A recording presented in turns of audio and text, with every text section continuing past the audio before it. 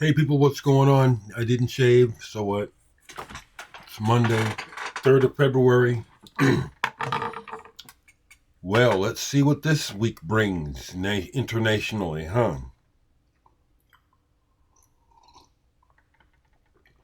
Let's see what kind of madness is afoot.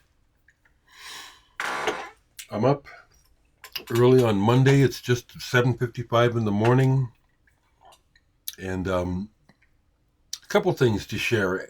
One is kind of like not airing dirty laundry, but it is. I need, and in a way, it's like I need to talk about something publicly about the band RAF. So if you see this or hear this, Dan, this is partially um, for you, even though I could tell you in a phone conversation, but I'm doing it here um, because this is public and other folks who know the band may see this and can spread the word. So RAF, which stands originally for Ready Aim Fire, but it stands for Really Are Fucked as far as I'm concerned, is a hardcore punk band that I joined back in around 1985, 84 or 85. The way that the genesis of that happening was, I've told the story before, but right quick. I'm a retired mental health professional. Before I became a specialist, I worked as a psychiatric technician in hospitals in Omaha. And this was back in the end of the 70s when punk was exploding. And I worked on all the units in the hospital. I was a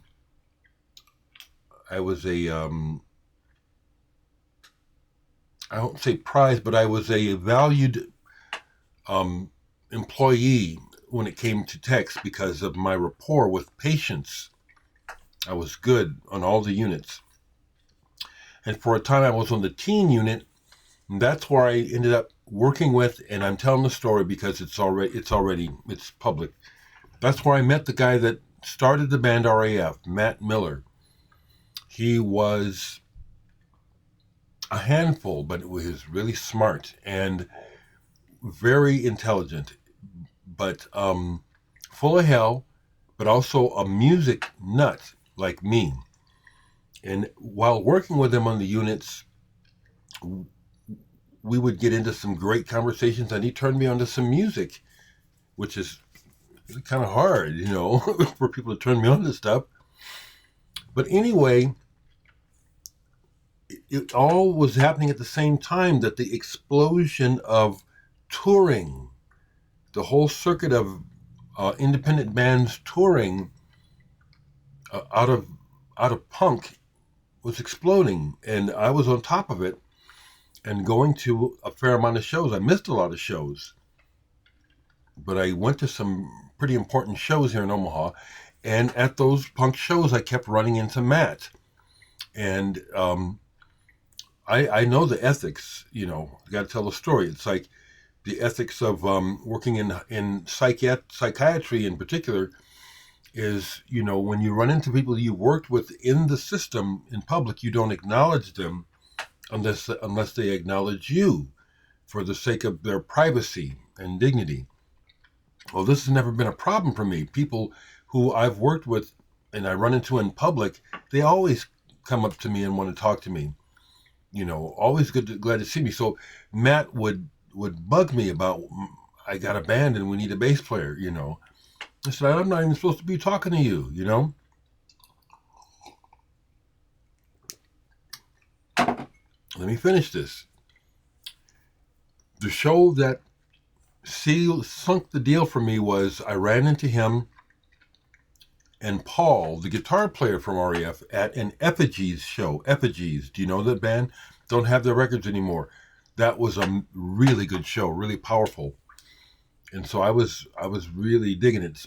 And so, of course, I run into Matt at the end of the show, and he's bugging me again about the band. Then he says, well, hey, here's my guitar player. Let me introduce you. When I met Paul, there was something about him, okay, about his presence. They were both teenagers, okay, and Paul was this blonde-haired pimple. His acne was raging when I met him. I'm having fun telling the story. Anyway, it was upon meeting Paul that I decided to, okay, there's something going on here. That's how I ended up in the band. What I'm trying to say, though, is the whole time of the original RAF, the lead singer and the person who wrote the words, Paul wrote the music, great songs. There was always trouble. Matt was always having problems, always in trouble with the law, trouble with drugs, trouble with people. And as I had been told, working in the psychiatric system, if you cross the line and associate with the patients, you'll have hell to pay. And this is not a diss to people in the system. It's just a reality. You end up in psychiatric. If you're having psychiatric problems, anything could be the case. Okay, it's really true. So anyway, to get to the point of this is that Matt ended up in prison, and that was when the band just basically stopped. Okay, I think it was for the second time he ended up in prison. So, but we had made a cassette. We had recorded a cassette about the same, just before No Effects recorded. I recorded them in my basement. These Days of Tears is a cassette. If I have one that I can quickly access, I will show you. And no, it's anyway. It's I might be able to find one here right quick because I've dubbed it onto CD, of course. It's considered a classic punk rock, especially for the Midwest. If you can find a copy, the last one I saw that was sold for $100. I have a couple copies. They're not for sale. They're mine. Anyway, the band was revitalized through the interest of Dan and Kelly, who were big fans of ours when they were kids. So that ended up being chapter 2 of RAF. Okay, we made the album. I keep wanting to show it to you, and it's like, okay. Anyway, I had gotten so tired of crap with Matt that I had blocked him from calling me.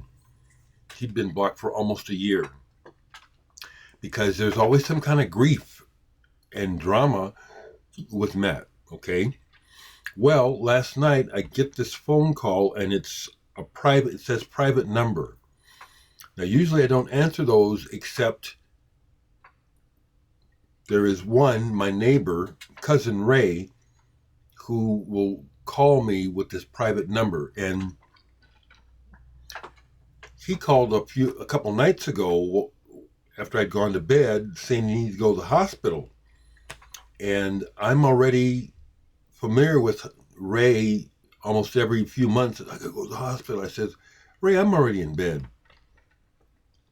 so you can get to the hospital. So anyway, when I get this call last night and it says private number, I assumed, I need to stop assuming, I try not to, but I assumed it was Ray, following up on the fact of him going to the hospital. Well, it wasn't. It was Matt. He had figured out how to hide his number or get around being blocked. And he called me, so I answered thinking it was Ray, and it was Matt. He immediately launched into this tirade of ridiculous bullshit. So I just took it on, and I said, oh, well, okay, let's get this clear. First off, man, I don't like talking on the phone, and most people know me, don't know I don't like to talk on the phone, and they leave me the fuck alone. And whenever you call me, it's a bunch of drama, and I can't get up the phone with you. It's always some shit. So this time, he calls me accusing the band of copywriting his lyrics. and making money off the lyrics. I said, you are nuts. Who the fuck have you been talking to? And that we're making money off of his old stuff. And I set him straight. It's like, man, ain't nobody doing shit. You see, when you look online on Bandcamp where the original RAF recording is available on my Bandcamp site, everything says copyright control. And he started grousing about how you guys are making money off it. Man, that tape's been on there on my Bandcamp for years now. It was free for a while. You can download it for $5. I can show you the stats on that. I've maybe pulled in maybe $50 to $75 over the years from the tape through Bandcamp. What, you want $15? Anyway, he said something else to the regard that the band was consciously ripping him off. And I forget exactly what he said, but I said, Matt, what you just said just sounds stupid. He said, I know, that's really sounds stupid. I said, well, I'm not stupid. Why the fuck do you think that I would do that? And it was a light moment. He cracked up and he said, I said, who the fuck have you been talking to? I said, I'm glad to get this conversation. This needs to settle this shit, Matt, okay? So I'm tired of your fucking drama. Ain't nobody ripping you off. And by the way, Kelly killed himself. I don't know if you knew that. So we had to go through that. And he found out. Then he wanted to get details. Said, that's none of your damn business and I don't have it. Okay? I love you, Matt, but you've been a pain in the ass. And you've made the saying that they say about dealing with people in psych wards true. Like, what about Bill, that Bill Murray? Is that the movie with, what's his name? Anyway, we got it straight. I told him, man, ain't nobody copyrighted your shit. I said, if you want, you can copyright and publish your own shit. Ain't nobody stopping you. Who the fuck you been talking to? I said, now, I want to get this straight with you. I blocked you because of your fucking drama. It's not because I hate you. Because I don't want to hear your shit. Every time you call me, you go from one problem to the next, including your health. I don't want to hear about it. Sure enough, when we got there, he started to bring up, his mother's death, and says, man, I don't want to hear about it today, okay? So, as far as I'm concerned, I have settled the bullshit with Matt Miller about RAF. And I said, whoever is feeling you, saying stuff to you, or even if it's just you imagining it, it's bullshit. And you just have to stop and leave me alone, okay? That's for Dan.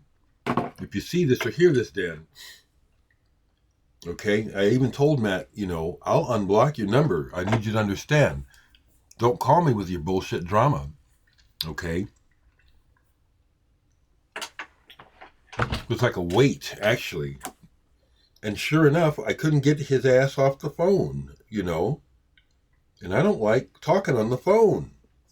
Okay, so that's the main thing that I'm sharing in my video today, because this is Dear Diary as much as it is anything, okay? With that,